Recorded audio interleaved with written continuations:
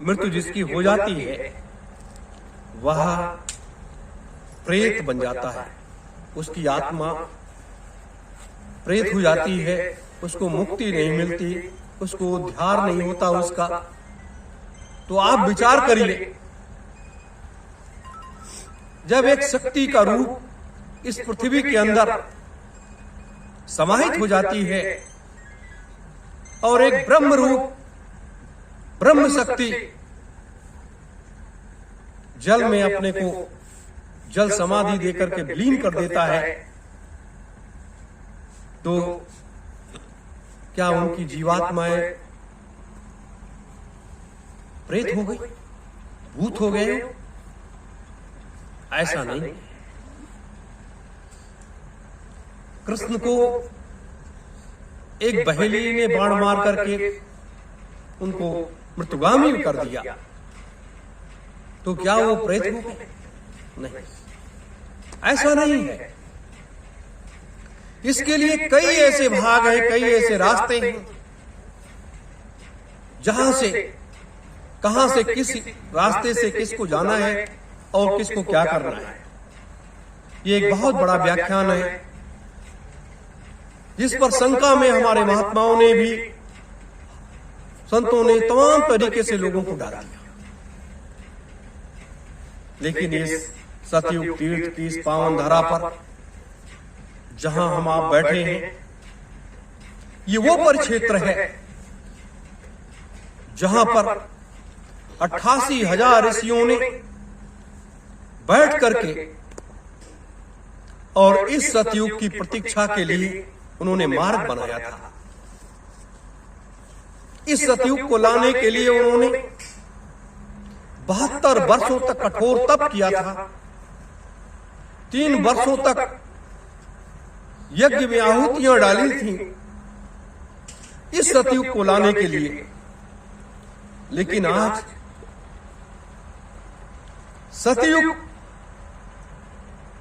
युग परिवर्तन किसी भी युग में बिना संघर्षों से नहीं हुआ है। उसके लिए हमारे मनीषियों ने, हमारे महात्माओं ने रास्ते तैयार किए हैं, मार्ग तैयार करके दिया है और उस पर चलने का रास्ता दिखाया है। अनादिकाल में, आदिकाल में, सतयुग, त्रेता और द्वापर और कलयुग के इन हिस्सों में अगर हम देखते हैं तो हमेशा एक ऐसा मार्ग मिलता है जहां से लोग आगे बढ़ते रहते हैं। और हर युग में ऐसी शक्तियों का आना पड़ा है और उन्होंने अपने कार्य को अंजाम दिया, अपने कार्य को अंजाम दिया है। आज इस माया रूपी संसार में पूरा संसार फंसा हुआ है, पूरा संसार फंसा हुआ है, जहां एक लक्ष्य होता है, एक मार्ग तय होता है। जैसे आज लोगों को आप सबों ने बताया कि चल करके चलते हैं वहां, और इस पूर्णिमा की तिथि में एक यज्ञ का कार्यक्रम है और वहां से फिर लौट करके आएंगे, फिर अपने घर के काम को करेंगे। लोगों ने प्राथमिकता किसको दिया? अपने घर के कार्य को, कि अगर मेरे घर का कार्य बिगड़ जाएगा तो कोई बनाने तो आएगा नहीं, कोई हमारे इसका सुधार तो करेगा नहीं। उसको प्राथमिकता दिया, इसको प्राथमिकता नहीं दिया। यही युग में, हर युगों में यही खेल हुआ है, हर युगों में ऐसा ही खेल हुआ है। राम के साथ 3 ही लोग तो गए थे, लेकिन उन तीनों लोगों ने जब मार्ग तय करना शुरू किया तो तय करते करते करते करते एक नए मोड़ पर, एक नए रास्ते पर लोगों की मुलाकात हुई। और जो लोग कुछ नहीं जानते थे, जो लोग अनभिज्ञ थे, उन लोगों ने साथ दिया और साथ देने के बाद इतना बड़ा कार्य हो गया। तो उसी तरह से आज जब हम इस धर्म के इस रण क्षेत्र में, कर्म के इस रण क्षेत्र में जब उतरे हैं, तो वहां पर हम आप सब विचलित होते हैं, विचार करते हैं, चिंतन करते हैं कि क्या ये इतना बड़ा कार्य हो पाएगा? क्या वास्तविक रूप से कलयुग चला जाएगा? सतयुग का राज इस धरातल पर, इस पृथ्वी पर उतर आएगा? क्या ये सत्य है? क्योंकि बाबा जय गुरुदेव जी महाराज ने बार बार कहा कलयुग जाएगा, सतयुग आएगा, लेकिन कलयुग तो गया नहीं, सतयुग तो आया नहीं, बाबा जी ही आश्रम छोड़ करके चले गए। तो क्या ऐसा हो सकता है? ये हर व्यक्ति के अंदर एक भ्रांति, एक चिंतन व्यक्ति करता है, विचार करता है, लेकिन नहीं, जरूरत चिंतन की है, चिंतन की जरूरत है कि वास्तविक रूप से क्या ये मार्ग तय होगा या नहीं तय होगा। आज पूरे संसार में जो कुछ घटित हो रहा है, जो कुछ हो रहा है या जो कुछ आगे होने जा रहा है, यह आप सबों को याद करना चाहिए कि 19 मार्च 2019 आदि गंगा माता गोमती के तट पर हम आप सबों ने खड़े होकर के समस्त देवी देवताओं का आह्वान किया था कि आप सब लोग अपनी अपनी जिम्मेदारियों को संभाल लीजिए और इस कार्य को आरंभ कीजिए, जिससे आगे का कार्य, आगे का मार्ग प्रशस्त हो सके। मेरे धर्म प्रेमी गुरु भाई बहनों, उसी के बाद से ये खेल प्रारंभ हुआ है, और जब ये खेल प्रारंभ हुआ है, इसे कहते हैं परिवर्तन। अपने लोगों ने नाम दिया युग परिवर्तन। अभी युग परिवर्तन नहीं हुआ, सिर्फ परिवर्तन होना शुरू हुआ, बदलाव होना शुरू हुआ। अब ये क्रम आपका शुरू हो गया, ये रास्ता खुल गया। अब दूसरा रास्ता जो खुलेगा, वो रास्ता इससे भी भयानक होगा, और तीसरा रास्ता जो खुलेगा वो उससे भी भयानक होगा, और चौथे रास्ते में आपको सतयुग का मंजिल आपको मिल जाएगा। चौथा जो मार्ग होगा, चौथा जो रास्ता होगा, वो युग परिवर्तन सतयुग स्थापना महायज्ञ का होगा, जिस महायज्ञ के द्वारा आप सतयुग को इस धरातल पर उतार करके ले आओगे और 3000 वर्षों के लिए सतयुग की स्थापना को कर दोगे। वो चौथे चरण का मार्ग है। मेरे धर्म प्रेमी गुरु भाई बहनों, विश्वास और अविश्वास की इस उलझन में लोग कहां से कहां चले जाते हैं, कहां से कहां पहुंच जाते हैं। लोग खुद नहीं उस मार्ग को तय कर पाते हैं। यही एक सबसे बड़ा, आज विचार करो, जब राजा, प्रजा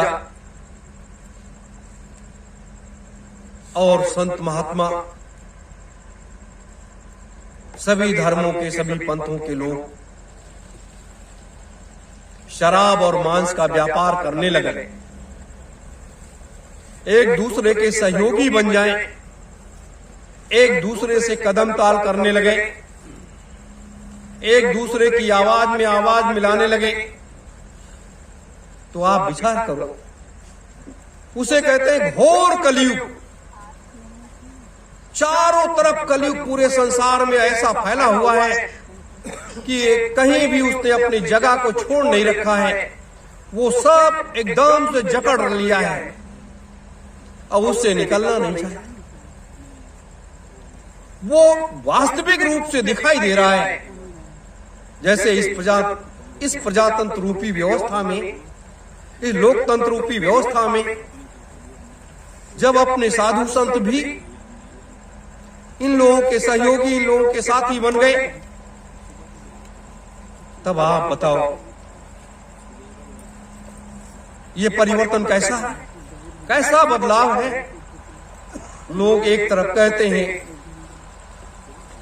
कि शाकाहारी बनो, मांस और शराब का सेवन मत करो, और एक तरफ शराब की फैक्ट्री में जाकर के, मांस की फैक्ट्री में जाकर के वही सन्यासी बैठ जाता है, वही महात्मा बैठ जाता है और वहां पर वो आनंद लेता है। तो आप बताइए कि यही एक कैसा परिवर्तन है, कैसा बदलाव है। तो इन कुरीतियों को, इन व्यवस्थाओं को, ये जो मकड़ जाल है, इसको खींच करके निकालने का काम आप लोगों ने शुरू किया। ये सतयुग तीर्थ की वसुंधरा और ये इतना बड़ा संकल्प जो आगे बढ़ रहा है, लेकर के हम आप बढ़ रहे हैं, इसे कहते हैं वैचारिक क्रांति। आध्यात्मिक क्रांति एक अध्यात्म का एक ऐसा रूप होता है जो पूरे संसार में प्रकाश ही प्रकाश होता है। आज हर व्यक्ति अध्यात्म के उस मार्ग को तय करना चाहता है, लेकिन उस मार्ग को तय कर नहीं कर पाता है। इसीलिए संसार के सारे राजनेताओं की, पूरे संसार के राजनेताओं की बात करता हूं मैं, पूरे संसार के राष्ट्रीय अध्यक्षों की बुद्धि खराब हो गई है। उनके बुद्धि पर कलयुग मजबूती के साथ सवारी कर लिया है, उनको उस मार्ग की तरफ लेकर के जा रहा है जहां से अब लोगों का निकल पाना संभव नहीं है। पूरे संसार में चंडी जो है वो मशाल लेकर के दौड़ रही है। पूरे संसार में 2 साल के अंदर अंदर पूरी दुनिया के सारे धन दौलत गायब हो जाएंगे, और जब पूरी दुनिया के धन दौलत गायब हो जाएंगे, चंडी सब जला करके स्वाहा कर देगी, तब लोग क्या करेंगे? क्या करेंगे लोग? ये उस महाप्रभु का खेल है, ये उस महाप्रभु का खेल है जो वहां बैठ करके बड़ी आसानी के साथ वो खेल रहा है। और सिद्धाश्रम ज्ञानगंज में ये महापुरुष लोग बैठ करके, महात्मा बैठ करके अपने अपने कार्यों की उस व्यवस्था को तैयार करके, अपने अपने मसाले को तैयार करके और इस मृत लोक की व्यवस्था को सुधारने की वो सारी व्यवस्था कर रहे हैं। यही तो सबसे बड़ा कार्य है। जब व्यक्ति इस मृतलोक में आता है तो एक संकल्प और उद्देश्य लेकर के आता है, और वो अपने उद्देश्य को पूर्ण करने के बाद तब यहां से चला जाता है। जैसे एक उद्देश्य निरंजन भगवान ने ले लिया शिव आद्या महाशक्ति के उससे, कि जब तक हम अपने पिता का दर्शन कर नहीं लेंगे तब तक हम किसी प्रकार की कोई जिम्मेदारी नहीं संभालेंगे, कोई काम नहीं। और इतना बड़ा संकल्प लेकर के वो व्यक्ति 8.5 लाख वर्ष तक वो अपने पिता का दर्शन करने में लीन हो गया। तो आज लोग, वो तो 8.5 लाख वर्ष बिता दिया, और आज लोग 8 वर्ष भी नहीं बिता पाए, 18 वर्ष नहीं बिता पाए। सोचिए, कम से कम 18 वर्ष तो अपने पिता के इंतजार को कर लेते लोग, लेकिन लोगों ने उस इंतजार को करना वो नहीं समझा, और लोग उस रास्ते पर चल पड़े। दूसरे उन्होंने मार्ग को तय कर लिया, मन कर्म वचन से सत्य के अनुगामी बने, सत्य मार्ग पर चलना सीखे। यही हम आप सबका कर्तव्य होना चाहिए।